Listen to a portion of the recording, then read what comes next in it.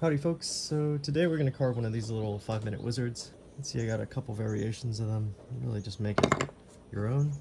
And there's a different one, working on a 3 Kings style there. Anyway, make them all sorts of ways.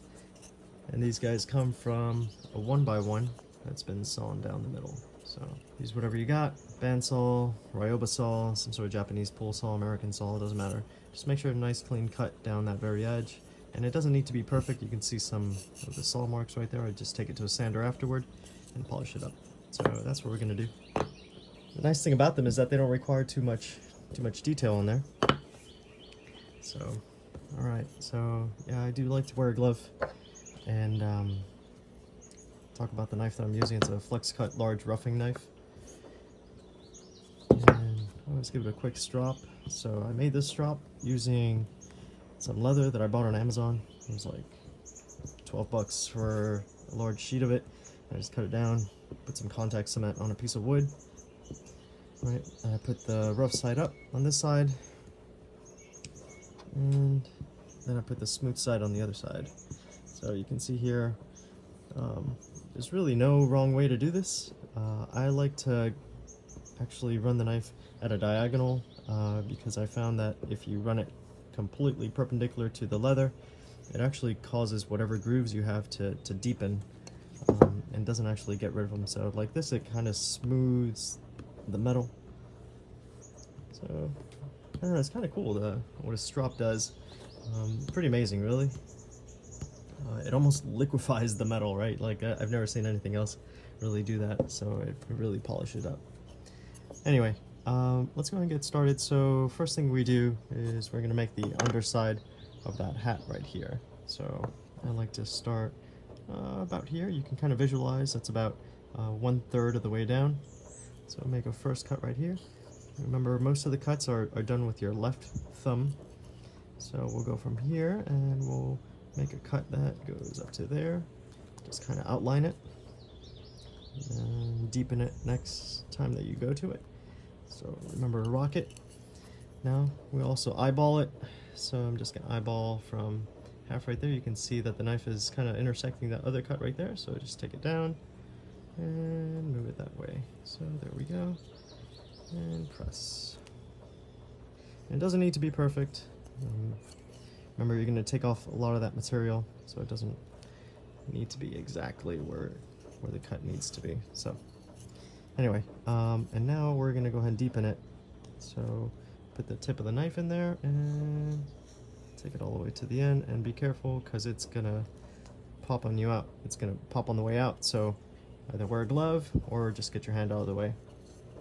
And likewise for here. So now we're gonna start to remove that material. So like this. And once again, using your left thumb to apply that pressure. I find that if you just use your right hand or your hand with the knife, that there's a high likelihood that the knife is going to slip and hit you. Although this is a cut-proof glove, I've still had some close calls with it. Some folks have definitely had some worse calls, drawing blood and all that. But that glove has really saved my hand a bunch of times. Honestly, it might actually make me less safe because I rely on it so much. I've actually found that I nick my hand a lot more than I would otherwise if I weren't wearing the glove, but I'm still thankful to have it.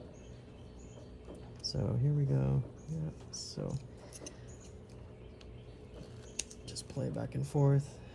And honestly, this is about one of the more complicated parts, is to remove this material right here. And you can see this knife is really sharp because it's not leaving any marks behind. And I find that I see a lot of carvings that are very fuzzy, and I think part of that is because they're not using a sharp knife. And if you've never stropped a knife, you don't know what sharp is. Once you strop a knife and you see that polish, and you see that edge just kind of come to a hair at the very tip, at the end of it, man, that's sharp. That's actual razor sharp. If someone tells you, hey, I sharpen my knives and I just use a stone every single time, they're kind of full of baloney. they don't really know what it is that they're talking about. But it's just a next level sharpness, and if you want to get there, go ahead and buy yourself a strop. You know, they come in all sorts of shapes and sizes. I have a larger one from Angerstone, which I think cost me like 15, maybe 20 bucks. And that's perfect. Okay, so let's go ahead and do... Oh, actually, gosh, I did the top of the brim. Well, alright. Whatever. I gotta do the bottom of the brim. So let's do that right here. Let's see, I get to talking, and I forgot what it is that I was doing. So that's okay. Not a big deal. Like I said, the dimensions in this guy are kind of just made up. It doesn't matter. I know some folks like to really go ahead and measure all their stuff, and either I just don't care enough, I'm just not there, you know, or something like this just really doesn't matter. So I think this project is called the 5-Minute Wizard in other places. I find it actually takes me more like 20, 25 minutes, sometimes even 40 minutes, depending on how much detail I'm putting into it. But if you really want to get down to 5 minutes, I suggest you practice, which is what I've been trying to do. But, you know, really, I find that this wizard, I could do it while kind of hanging out with folks. You know, if it's the evening, I just want to sit on the couch or hang out outside, just sit on the picnic bench, you know, talking to other people. I can do it. As opposed to something that's more intricate, more complicated, you really have to pay way more attention. This one's not so bad, right? You got a couple cuts, you got to take off a little bit of material, but there's not a whole lot of concentration that needs to go into it, which is kind of nice. You know, and I think Linker has a good video on this, and gosh, it's super popular. It's great. It's awesome, and this is definitely a project that everybody needs to start with. It's what I started with a box cutter, and you know, you just don't know it. I was kind of reluctant to buy flex cut tools, but then once I did, I was like, man, this is a world of a difference, and it was kind of nice, you know. So okay, I think that's deep enough. We can always come in afterward and take off more material. It's not a big deal. So that's good right there. So we'll go ahead and set the nose. You see the nose? Doesn't really matter where it goes, so let's call it right down there. So right here. That's too far, given that we've taken off a little bit more material than we wanted to, because we did the opposite there. There we go. So let's go up to the nose. So that right there is referred to as a stop cut, and then I'm going to do this sweep right here. And I think you might be able to tell that the nose is not perfectly horizontal. That's okay, right? Like I said, this is not a perfect science right here. Which is actually kind of funny, because everyone thinks that carving is so precise, and that everything is calculated, or, you know, the cuts are in exactly the right position. That's not quite true. In fact, I think that there's a lot of fudging that goes on. Okay, so the one part that does actually matter are the eyes. So I like to do the side where I'm not comfortable with, or the first, so that if I do mess it up, well, then I know if I need to start over or not. So put my knife in right there, and a light cut that way. So that one came out okay-ish, I guess, right there. So the tip of the knife, and then just go like that and deepen it. And now with the knife, tip once again, go like this, and down. Now let's sweep it out. Like that. And it doesn't need to all come out at once. You can take multiple passes. Right here. There we go. Okay. Yeah. Okay. And the cool thing is that we're actually going to take off some of that material too. So now I have my reference side. Now I can look at it square on and say, hey, I got to put my knife in just about there, right? And this is true right here, though. Very small differences right here are highly noticeable. I don't know what it is about the eyes. It's the one thing that, you know, everybody looks to. Obviously, we don't have any eyes. They're just sockets, I guess, or voids. But it's very easy to see if there's something wrong with this, and then your carving looks a little wonky. But luckily, there is a way to fix it. So we'll see how bad these are. I'm not super confident in them, but actually, you know, that's not so bad. That's not so bad. Well, this one's a little bit longer than this one, right? You can tell by a hair, but honestly, that does not matter. And if you want to fix it, just go ahead and do that. If your eyes are super uneven, go ahead and stick your knife in right here and just remove some of the nose. Right. And then there you go. Check it again. So I'm going to remove those knife marks. It doesn't look like they're coming out. Oh well, that's okay. Now, we'll put the knife in right here and take off this material right here. Same thing right here. Knife in right there. And right there. So it's kind of interesting. My first time I did these, I was like spending so much time on them, and it was just a nuisance. Like, you know, I was trying to make something highly polished out of something that could never be highly polished. And I was spending so much time on these guys. And really, this is a very simple project just to get your feet wet. There's only so much detail you can put into a 1-inch piece, right? And so here we go. So anyway, that looks pretty good right there. Took down the side of that nose, but I didn't take it down on this side, so let's do that. Right, so same thing. Yeah. It looks better. Okay, and then something to make it more realistic is we're going to take down the edges of the nose right here. And edges right here. So all these knife marks can come off. Oh.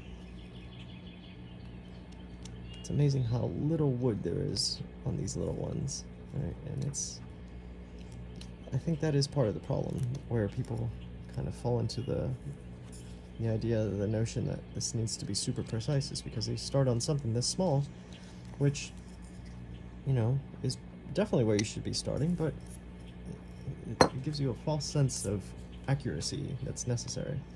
Anyway, okay, so a little bit more. There's a bit of a crooked nose there. I didn't do too good job of getting that part nice and straight. Okay.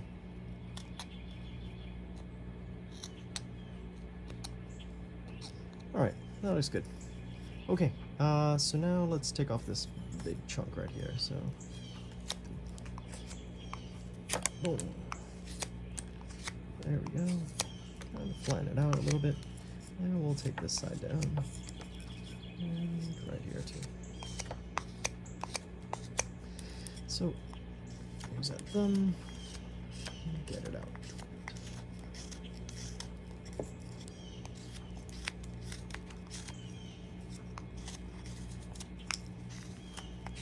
And the goal here is to get that curve all the way to the bottom there. So we're getting the curve to look something like this, right? Where you see the wood, that curve goes all the way to the end. Okay, so like this. Actually, I'm gonna do something different. I'm gonna do the hook, because the hook is a little bit more interesting. So we're gonna do that hook beard right there. So still gotta take it down some, but I think we'll start off by putting that knife right here, right there, or this side. I've taken down more on this side, so yeah, what the heck. Let's go on this side. Why not? So put the knife in, and then come in at an angle. And this is just like chopping down a tree, right? If you're gonna make a big cut like that, you're not going to come in completely straight because your knife is just going to get stuck. But this is the most efficient way to sever those fibers. Right there. Okay, so now we got to take this off right here. Round it over. This guy as well. Now you just play with it to get the shape correct. Right, so I'm going to take off some right here. So we're going to talk about grain direction as well. in a little bit, which is something that I find that a lot of carvers tend to ignore. I think because there are just so many cuts and it's almost impossible to kind of keep track of. But it's very important. In fact, this is a very good example right here. So you see that the grain is going obviously in this direction, right? But what would happen if I put my knife right here and I were trying to cut like this?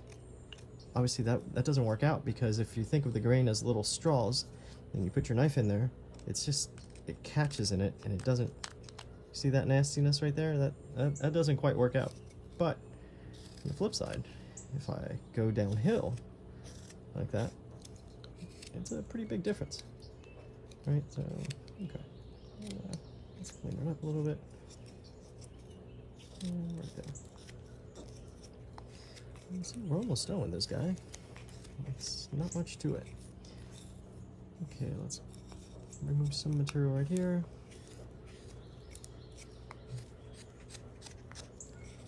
Yep, and we'll get another opportunity to talk about grain direction over here on the beard and the mustache. Careful on these sides, because there's not much there. It's easy to get your knife in there and just take it off a big chunk. If you're working with a 2x2, there's more material there, and that's easier to deal with. But this small guy, there's hardly anything there. Okay. So yeah, I picked up carving. Let's see, a little bit over a year ago now. And it's a lot of fun. Anyway, okay, so let's do the edge of this beard right here. So this guy, these cuts right here that kind of go. Okay, so kind of a two-step process here. Right, obviously imagine which way the beard's going to go, how it's going to go, but you can think of this knife as like full depth and just the tip depth. And what I mean by the tip depth is, let's see if I can get this on video. So I'm going to put it right here, right next to the nose. So here's the nose tip. I'm going to go right above that. And just the tip of the knife. So right here, right there. Just enough to leave a mark, right? So that's it. Because if I put it in further, which is what I'm going to end up doing like that, then it's really hard for me to control and to turn or anything like that. But once I just have the tip of the knife, I can really control it and almost just score the surface, right? And it's hard, it comes in and out, so you kind of have to play with it a little bit.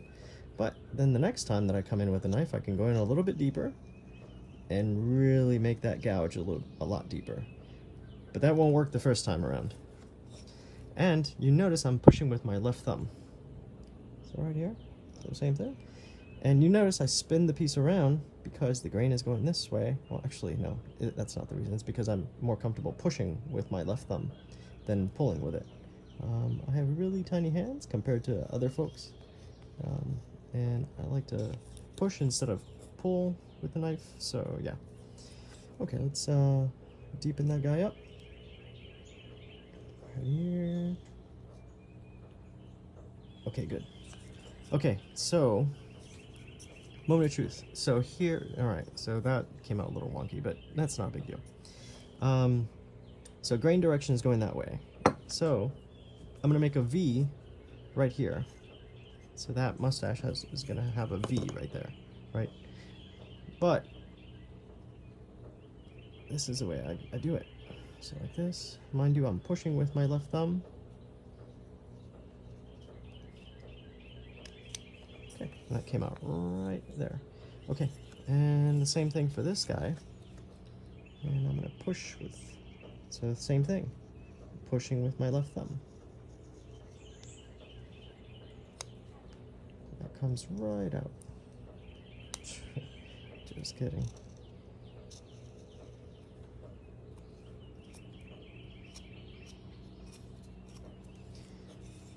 So it takes a couple of tries to get that groove to really meet at the bottom there. Some folks can do this on the first try. I am not that good. But I'm happy to show you what I know. Okay, so that looks pretty good right there. Obviously I'm going to take off that extra bit right there. And the same thing over here, but because the grain is going this way, you have to go downhill for this side of the mustache. So flip it, and unfortunately I have to pull. So I'm pulling with my left thumb, but it's much easier than going against the grain there.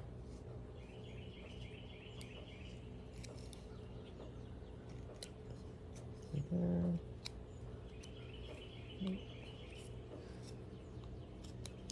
Okay, and now this guy, which way are we going?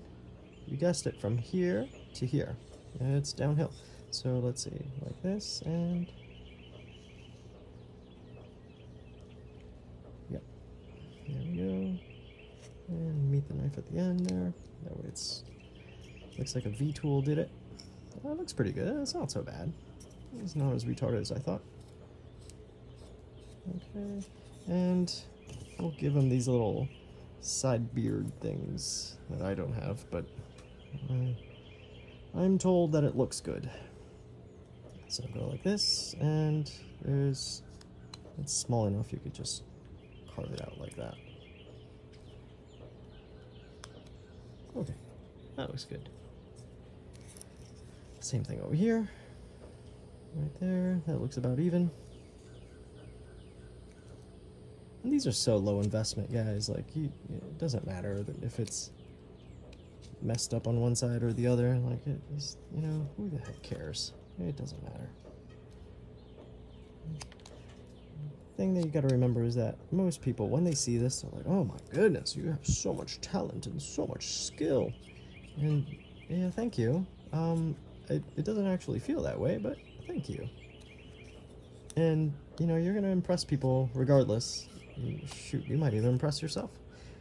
Okay, let's smoothen this out a little bit, because you can see there's a lot of tearing that happened there. Yeah, I guess sometimes you run into some grain imperfections, or you might actually be carving uphill, and that causes that issue. But it's really hard to go like this and then end up with all that junk right underneath the nose. So it's okay. I think it's looking all right. Okay, so let's do the mouth now. So the mouth, this guy, I did it a little bit too far down, so he looks like he has this really giant mustache. So I'm gonna take him up right here, right about there. So make sure that the tip is right in the center of the nose, right? So the nose right here, and follow it down right there. Okay. Hopefully this guy doesn't have too small of a nose. Flip it around and make that other indent right there. And the same angle-ish. Okay. And now the same thing. So deepen it right there, and then take your knife out a little bit, and the same thing, trace that path. Okay. Same thing over here. And trace that path. If you really wanted to, you could get a pencil and, you know, mark all that stuff out. But this guy, not worth it. Some of the larger Santas that I do, yeah, it's probably worth it. But this guy, I don't think it really merits it, you know, because gosh, how much is a stick of 1x1? Like, just over $1. And you make 4 of them out of 1, so up to you. Anyway, okay, so same thing here.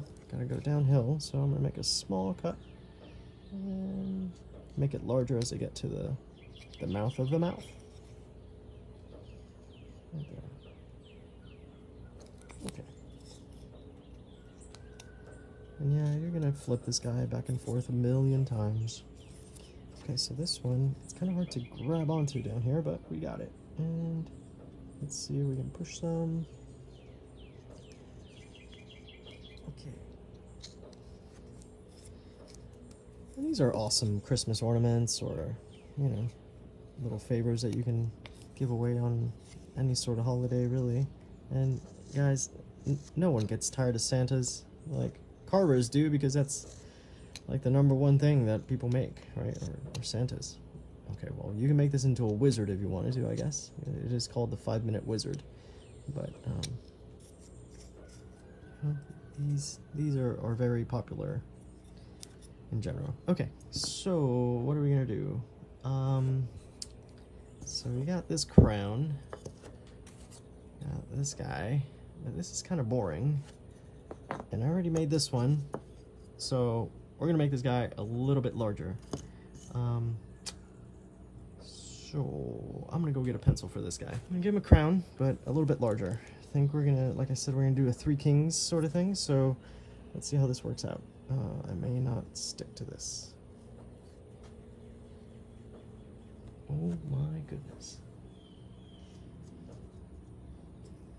Yeah, sorry guys, I just saw a wasp eating a katydid, or a grasshopper, or whatever you want to call it. And every time you see that, it's like, damn, that is impressive. That little bug is eating some big old bug. Okay. Yeah. Alright, well, the important thing to know is that this stuff right here is coming out. Okay, so let's go with that. So first we'll take off this big line, because that's not good for anybody. And right here. Okay. Okay. You see? So, let's talk about this knife. So I like using a large roughing knife, and I keep it pretty darn sharp. Actually, I had some trouble with this knife. I tried to sharpen it, and it didn't quite work out. In fact, I lost the edge so badly that I put it in the drawer and I stopped using it. I pretty much only used the chip carving knife and the detail knife. You know, when you buy like the 3-pack of the knives for flex cut, that's what comes with it. And I was like, man, I should take advantage of this large roughing knife. You know, you see all these guys using Helvies, and they're enormous compared to my little detail knife or the chip carving knife. And something that Linker said really kind of resonated with me. He's like, yeah, like if you don't have as big of a knife as I do, just take more cuts. And I was like, whoa, hang on a second. Why are you using such a big knife? And then I saw some of Dalo's videos, and I saw that he's using a big old Mora 122 or 120, whichever one the flat one is. Whichever one is the one that I don't have. And I was like, man, this guy is using it. I should be able to use it. So, did some research, and I bought a whetstone sharpener. And if you don't know what that is, I'm going to put a link in the description, and you can see what they are. Take a look for yourself. And oh my goodness. So instead of being like a grinder that goes super fast and just gets your steel very hot and loses the temper, this guy runs at very low RPM, has a large wheel, and it's water cooled. So it has like the wheel spins into this vat of water, and it pulls the water up with it, and it cools it down. And I was like, man, that is super cool. In fact, like, this is the way that things were sharpened, in the distant past, or I don't know, not too distant past, whatever. This looks kind of cool. Let's see if we can make it work out. Anyway, I got that guy, and lo and behold, because it's so low RPM, it takes off very little amounts of metal at a time, which is not so good if you're sharpening a big chisel, like a slick, which I have a video on, and oh my goodness, that took me 7 hours, literally 7 hours of work. But this knife, I got it back to working condition in a matter of 5 minutes. I ground down the end, and then very slowly I went shh, kept the same angle on it. It's very easy to control because it's so slow, and so it really made me happy. I got this knife back to working condition, and I don't know if you can tell, but usually when you get a flex cut, the tip is round, and that kind of pissed me off. And I was like, man, why are you giving me a round tip? You really, for those cuts like we were just doing, it doesn't work out. So I decided to get my tip a little bit sharper, and go figure, what happens is that the tip actually rounds itself out naturally. Since you're cutting like that, it's doing those type of cuts and using the tip more often, it rounds itself out over time. So I was like, man, it's kind of funny that it comes from the manufacturer already rounded out. Anyway, kind of nice. And now it actually behaves much like a Helvie. Not a Helvie, obviously. And I hope those folks are doing well. If you know anything about Helvie, you've seen that they're battling some sort of cancer in their family, and that's, you know, that's never a good thing. But I wish them the best, and hopefully I can get my hands on a Helvie at some point, because I'd really like to know what all the hype is about. Or you guys can send me a used one. That'd be cool too. Might send it back, might not.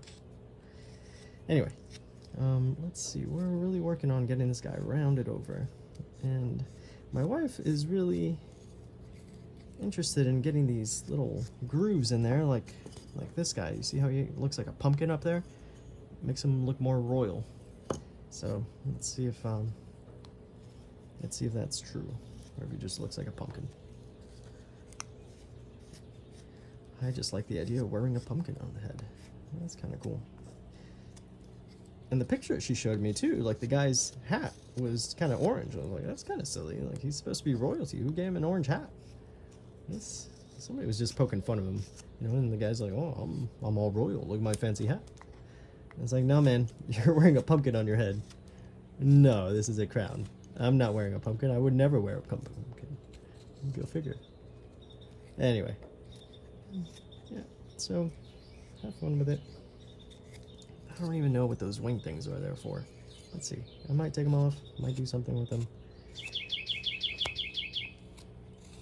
Jeez, bird, you're loud, man. You're probably the one that wakes me up at 6 every morning.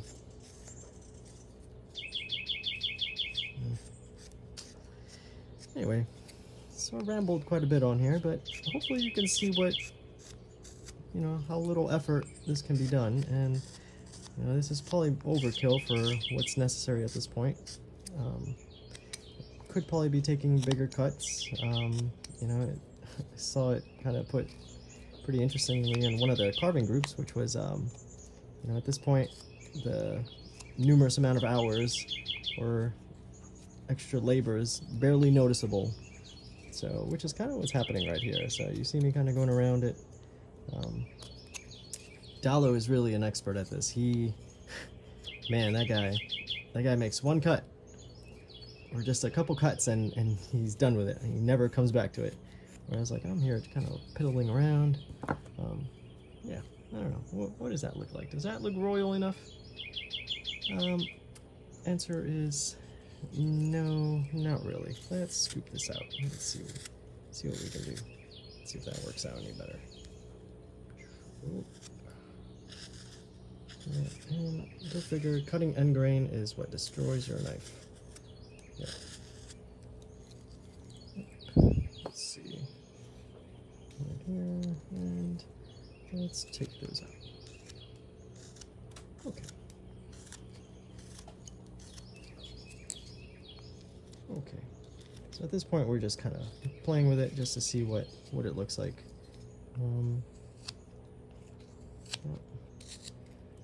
If you can imagine an old-time crown, I'm sure that they had all sorts of different shapes and sizes. You know what? Forget it. Let's just make it a tiny ball. Oh, yeah, that's dumb. No, let's not make it a tiny ball, because then that would just be like a Santa hat. So, I think this is probably where it's gonna stay, which is fine by me. You know, somebody will come along and say, "Wow, that's amazing." I will say, "Gosh, I had a really hard time making up my mind." Which is what happens if you try to make a design on your own. You know, some of those master carvers, gosh, those guys can really, it really is amazing how they can go from concept to a physical carving. I still have a hard time with that, as you can see here. Okay, anyway, so last finishing touches, we're gonna do the pumpkin lines on there. So right here, let's see, so I'm gonna use a V tool and 1,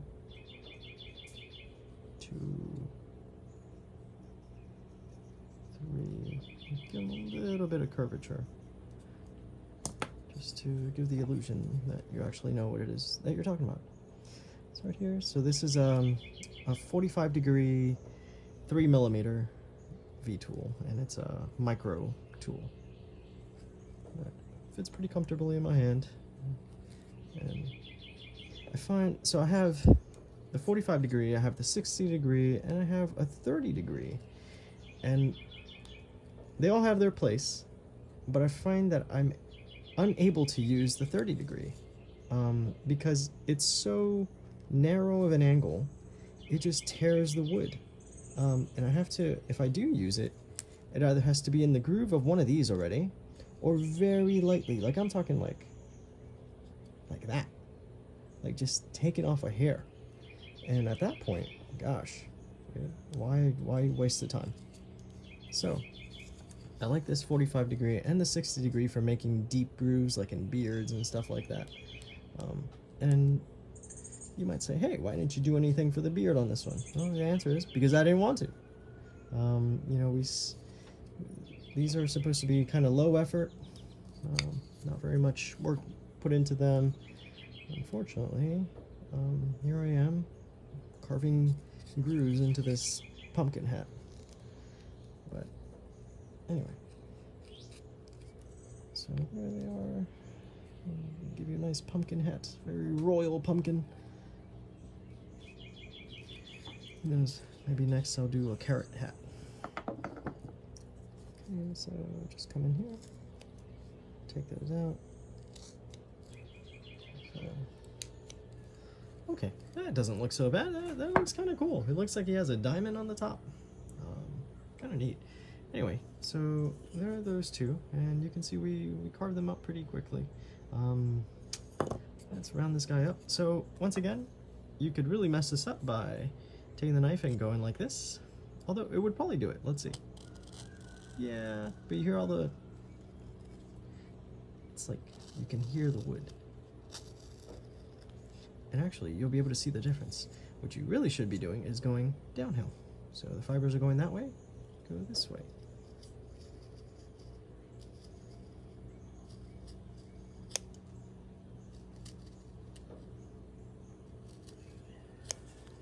Okay.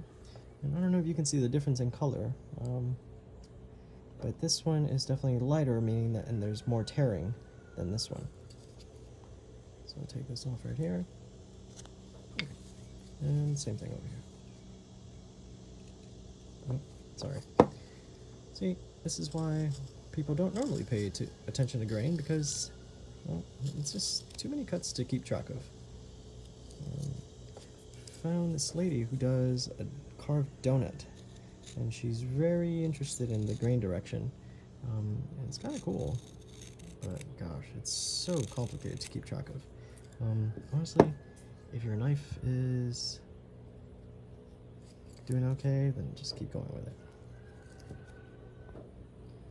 Okay, well, there we have it. You know, I'd like to remove as much of the original surface as possible. We have some right there. If you want, you can really come with the knife and just kind of shave that off, like that. And then it tends to show up when you paint it. So that's one reason to do it. So let me show you really quick by what I mean. That surface right there, that is not cut. Whereas most of the face, most of the hat, all that is cut. There's a little bit of raised grain right there, and you can definitely see that nobody took a knife to that. Yep, that's my fault. I'm sorry.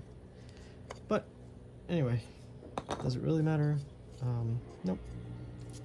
So yeah, for all purpose of this project, this guy's done. And you know, like I said, you can always go back and do a couple more cuts here and there, but it doesn't really matter, guys. You know, spend more time painting it, spend more time making another one, work on your techniques, and hopefully you come along for the ride for the next one. Hey, thanks for watching. See ya.